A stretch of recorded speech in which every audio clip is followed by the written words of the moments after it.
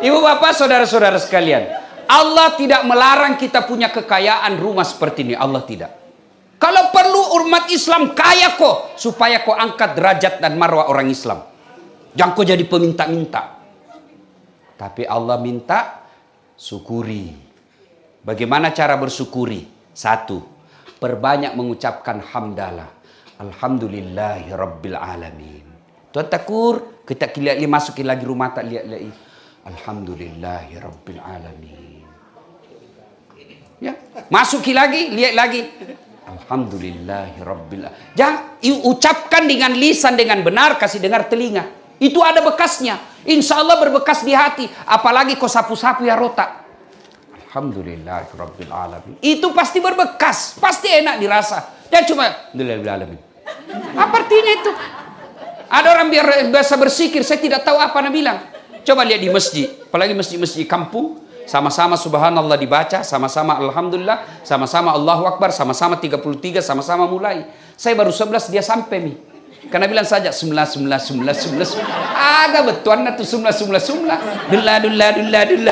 Apa itu dullah? Pada cengi cikali.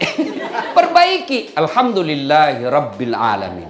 Itu cara bersyukur pertama. Alhamdulillah. Wih, tabrakan mobilnya anakmu, tapi alhamdulillah anakmu selamat ji. Alhamdulillahi Rabbil Alamin. Dapat WhatsApp. Salah kirim. Sudah dijelaskan sama suami, salah kirim gitu. Alhamdulillahi Rabbil Alamin. Satu, ucapkan hamdalah.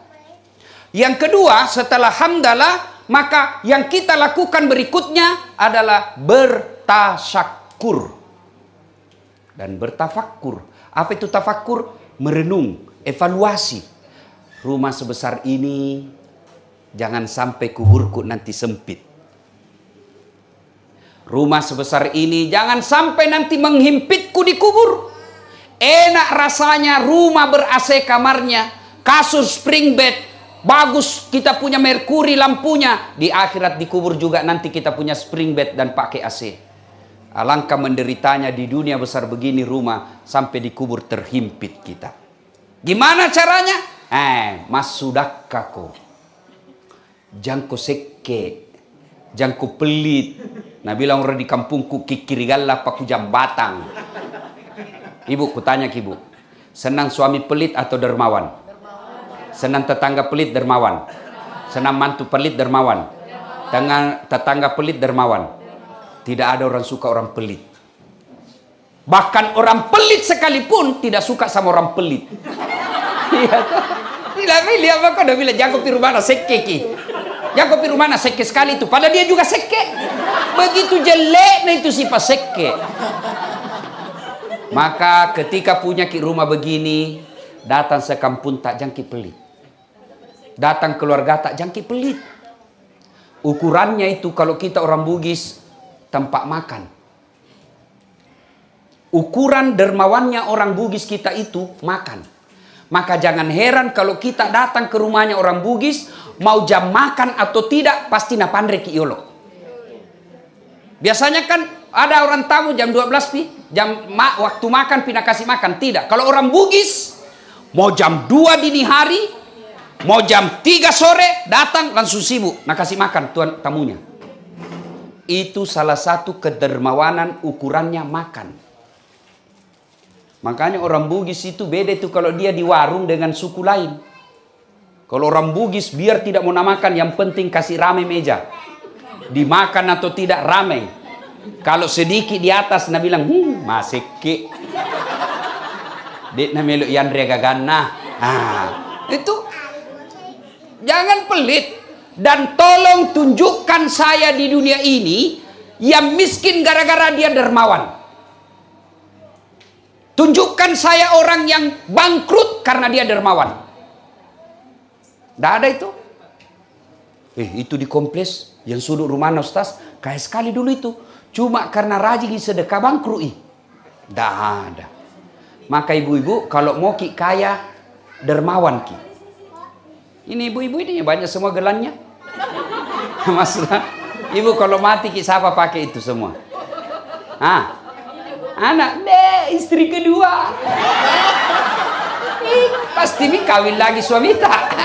Iya, pasti nih kawin lagi suami tak. Ada ibu-ibu berdatang bertanya sama saya, bilang, Ustaz, jeleknya itu sifatnya tetanggaku. Kenapa lagi bu? Masa tahu istrinya belum pikirin kuburna, baru 3 bulan meninggal istrinya kawin lagi. Saya bilang, itu tetanggaku masih hidup istrinya kawin mi. Ya itu takur. Iya tuh, orangnya nak tahu iya kan?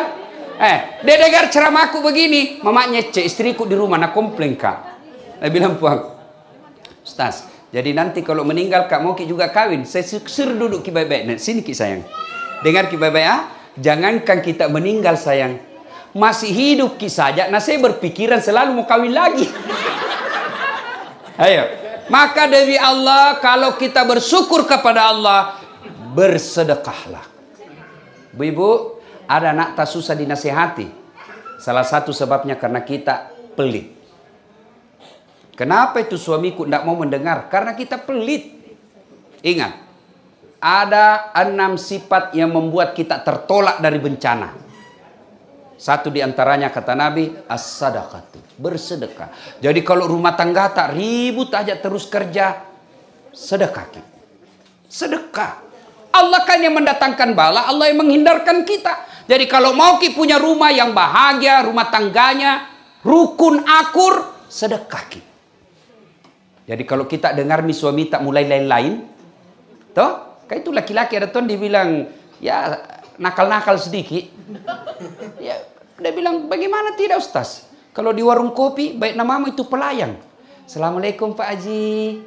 Mau ki minum apa? Kopi. Pakai gula atau tidak? Gula. Gulanya yang yang rendah kalori atau bagusnya itu sopan kasih. Bagus dua tangan nak kasih suami tak. Sekalinya sampai di rumah, bikinan saya kopi. Apa? Kopi terus kau. Gimana suamimu ndak nambil orang cilaka? Ya. Nah, kita lihat nih gelagak-gelagak suami tak. Ciri-cirinya misalnya tuh yang selama ini tidak pernah pakai parfum keluar. Nah biar pengharum ruahan nah pakai Tommy. Ciri-ciri itu. Selama ini tidak pernah setrika. Nah biar baju dalamnya mau Tommy disetrika. Mencurigakan itu. Paling mencurigakan kalau terima WhatsApp dalam kamar mandi. 70% wajib dicurigai.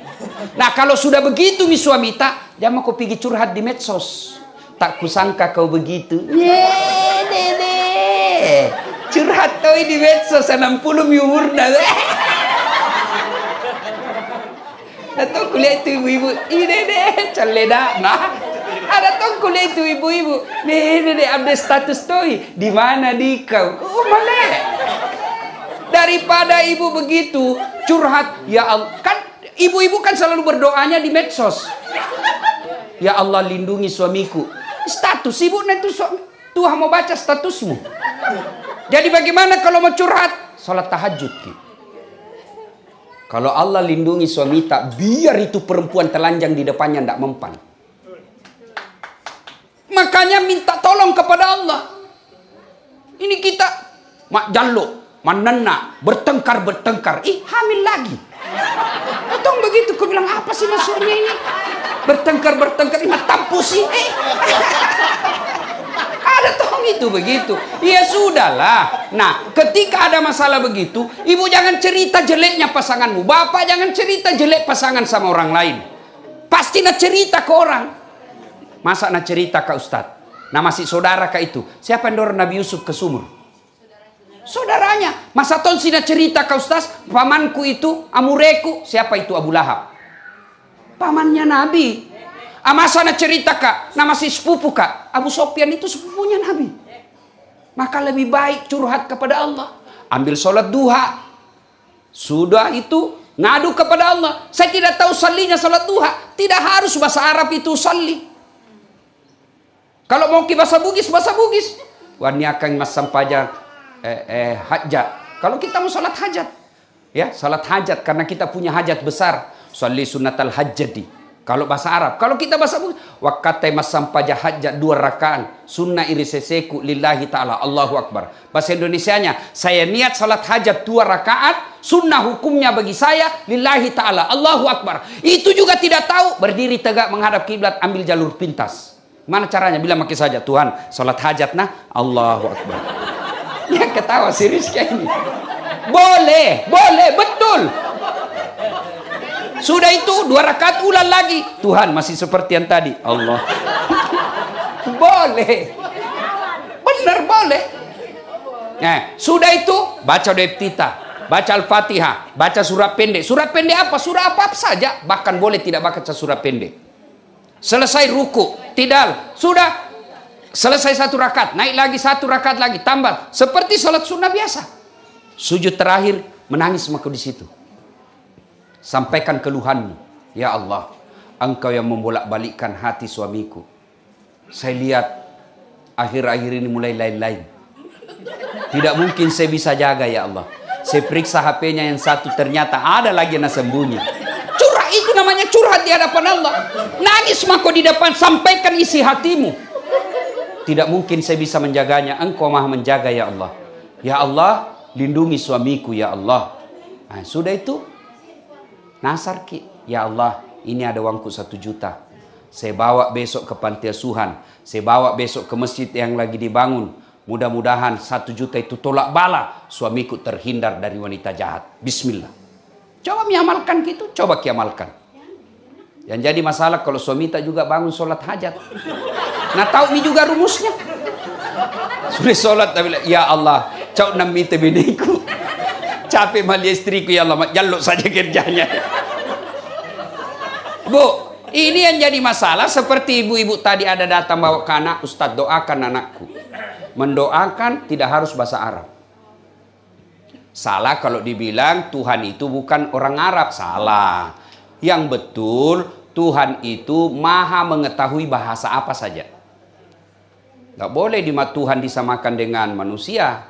Gak bisa, ya. Jabatan ini sementara saja. Tidak selamanya. Kalau mati kau datang kau tembakan salpo, kau kira mundur malaikat tambah maju. Kan? Nah, maka berdoa silakan. Ibu bahkan boleh bahasa isyarat, boleh. Bahkan ibu boleh seperti ini. Berdoa boleh begini. Ya Allah, Engkau sudah tahu apa yang ku mau, bahkan berikanlah. Sudah.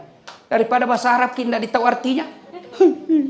Dunia hasanah wa fil Dia bilang, Allahumma ghafir lana wa liwalidayna. Padahal dia minta setiakan suamiku. Bingung malaikat dia bilang, apa maksudnya ibu? Lain di bibir, lain di hati. Tidak harus berdoa pakai bahasa Arab, ya. Bersedekah tolak bala. Maka kalau ada rezeki Allah kasih kita, bersyukur dengan memperbanyak lafaz alhamdulillahirabbil alamin. Yang kedua bersedekah, yang ketiga jangan takabur. Takabur itu matempo, sombong. Jangan sombong. Kalau ada keluarga tak miskin, jangkit pandang enteng kasihan. Biasanya itu ibu-ibu paling banyak pandang enteng keluarganya yang miskin. Kalau pergi pengantin, nah lihat cincinnya orang yang palsu. Nah lihat migelannya. Nggak cerita tapi baku kopi itu. Gaji. Ketawa karena begitu gitu. Itu saya saja tadi lewat ada yang bilang, itu baju nawatuna di YouTube. Kenapa? Kususai kok. Saya pakai baju kau yang sibuk. Ya kan? Nah, jangan orang sombong itu cerita jeleknya orang miskin, jangan. Ibu kalau punya berlian pakai itu berlianmu, rezekimu. Jangan tomak kau sembunyi, pakai emasmu, pakai semua. Tapi dengan catatan jangan kau hina orang miskin. Bodoh nih tuh suaminya. Mau nih itu dekat istrinya baru palsu. Urusannya orang. Namun semua kini pakai yang asli, tapi kan rezeki Allah yang tentukan. Maka ketika kau lihat orang susah, lebih kau ucapkan, Alhamdulillahirabbil alamin. Syukurnya suamiku bisa belikan berlian. Umur tak sudah 60 tahun. Kan makin dekat makin dengan sakaratil maut. Sudah panggil itu anak tak, itu ada cincinku nah, jual mako, bikin ko masjid di kampung. Itu nah, belikan mak yang di tanah abang yang palsu. Kalau orang kaya pakai, biar palsu. Nah bilang, tong orang asli. Palsu, tosogi ya roh. Nggak mungkin. Palsu, nggak mungkin. Itu yang nanya dia orang kaya. Kalau orang miskin asli dipakai, nah gimana tong ambil? Maka enak memang jadi orang kaya ya. Tapi ingat, orang kaya juga itu banyak pertanyaannya nanti. Orang kaya banyak pertanyaannya. Karena di padang mahsyar nanti itu kan diantri orang untuk ditanya. Tersangka pertama, maju. Nama, Inem. Pekerjaan, pembantu rumah tangga. Gaji, 3 juta per bulan. Kau gunakan untuk apa? Tuhan, sebenarnya tidak ada cita-citaku menjadi pembantu. Cuma kan sakit bapakku. Tidak ada keterampilanku, tidak ada sertifikatku. Saya pergi merantau. Jadi pembantu di Jakarta. 3 juta gajiku. 2 juta saya belikan obat ibuku tiap hari, tiap bulan. 1 jutanya operasionalku tiap bulan di Jakarta. Mobil? Tidak ada. Motor? Tidak ada. Sepeda? Tidak ada. Miskin mudik, mau milih apa Tuhan? Kau sholat? Alhamdulillah, sholat. Ramadan? Puasa. Senin Kamis saya jalani. Oh, Inam, meskipun kau hina di hadapan manusia, kau mulia di hadapanku sekarang. Kata Allah, tadkhulul jannati bisalam. Nam, masuk ke surga dari pintu mana kau suka. Apa mau ditanyakan? HP? Tidak ada. Pembeli pulsa? Mana mau beli pulsa dan tidak ada HP? Coba. Tersangka berikutnya, maju. Haji titik-titik. Ditanya nih, itu istrimu yang pakai behel. Kalau dilihat gajimu tidak bisa itu pakai. Dari mana itu? Anu apa? Tidak jelas ditempeleng. Bocor telinganya. Lari ditarik lagi. Sini kau belum selesai. Itu keramik di rumahmu dari mana itu? Pentil mobilmu? Ditanya semua. Masuk tonji surga. Tapi kau babak belur mi. Tak merah-merah tak lubang. Lama kan pertanyaan. Lama mulai ditanya jamnya, ditanya lampunya, ditanya. Semua ditanya. Kan banyak hartanya. Masuk juga surga. Tapi banyak pertanyaannya. Begitu datang dia bilang. Bosku. Idam kan lebih dulu memang masuk surga. Demi, mau kalian bagaimana modelnya ini kesian. Ternyata di blender ki. Masuk juga surga tapi terlambat mi. Bapak belur mi merah jalan setengah mati jalan. Ketemu Idam dia bilang, Ipuang, kenapa ki? Dia bilang terlambat. Kenapa bisa terlambat? Jangan banyak bicaramu di situ deh. Sekira banyak mobil itu hari, kenapa bisa terlambat? Dia bilang itu mi mobil banyak sekali pertanyaannya. Jadi enak itu. Ini hidup kalau ditempatkan pada sikap yang betul, semua nikmat. Kaya dia syukur, enak. Miskin dia sabar, enak. Supaya kau miskin sabar, bayangkan bagaimana susahnya pertanyaan di akhirat orang kaya. Enak nih perasaan. Tapi yang jadi masalah, kita miskin, kita lihat rumahnya orang yang mewah. Akhirnya kita tidak pernah syukur. Kita kaya, kita tidak pernah bersyukur karena kita lihat lebih hebat lagi. Nah, itu satu. Bersyukurlah atas nikmat yang Allah berikan. Yang kedua yang saya mau sampaikan. Ibu-ibu pernah rasakan hamil? Pernah toh? Enak enggak? Coba bayangkan. Pernah kita tengkurap ketika hamil? Tidurnya kan gaya pasrah. Iya toh? Belum lagi kalau melahirkan. Ibu masih ingat waktu melahirkan? Ada enggak ibu-ibu melahirkan senyum? Mentang-mentang istri menteri melahirkan, keluar kau nak? Tidak, tetap Yang ketiga, kata Umar, begitulah cara saya berterima kasih kepada istriku yang telah menyusui anakku. Masih ingat waktu menyusui, Bu? Apalagi waktu tumbuh giginya. Waktu gigi kok gigi kak? Tidak, cabolo tuh kasih lepas kau nak nak. Siang anaknya, malam bapaknya.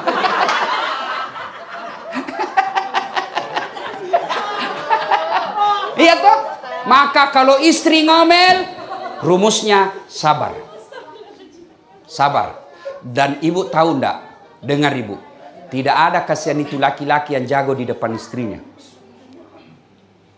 Meskipun kita setengah mati carikan uang. Lihat itu kasihan suami-suami. Ya kalau suami tak baik kerjanya. Tapi lihat kalau dia tukang gojek.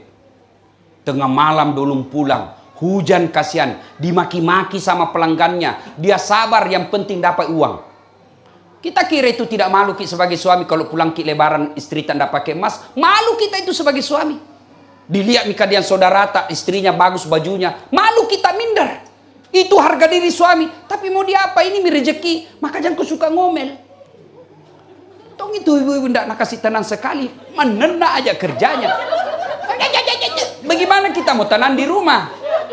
Ada yang tanya kayak ini di Makassar. Dia bilang, Ustaz, kenapa itu istriku tidak suamiku suka keluar, tidak betah di rumah?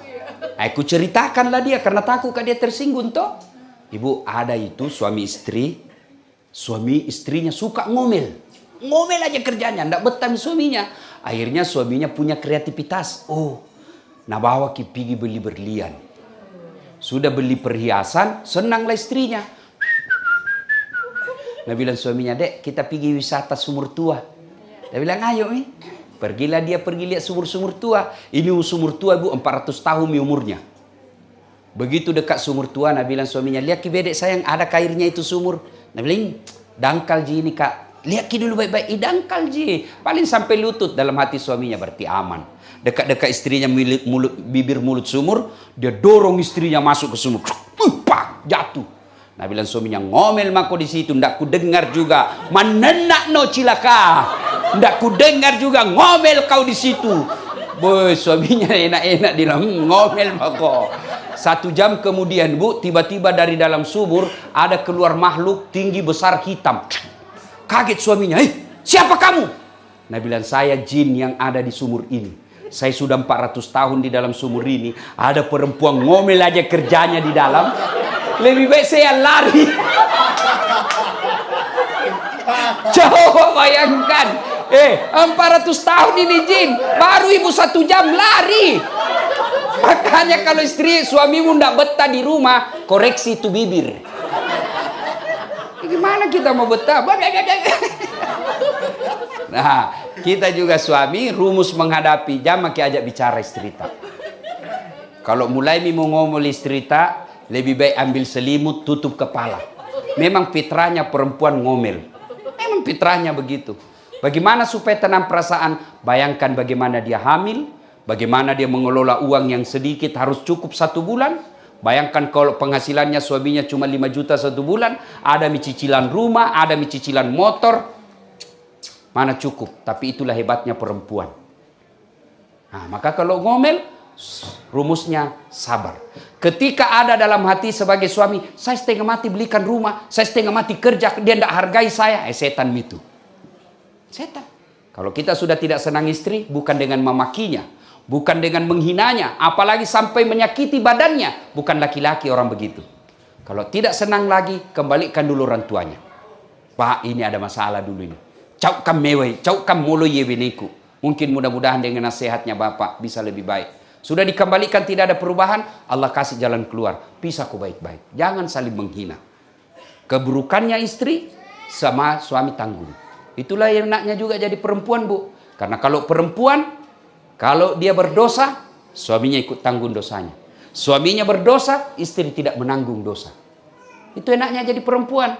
Kalau suaminya ulama, tapi istrinya tidak pakai jilbab, istrinya tidak sholat, istrinya tidak puasa. Ku anfusakum wa ahlikum nar. Itu suami nanti yang tanggung di akhirat.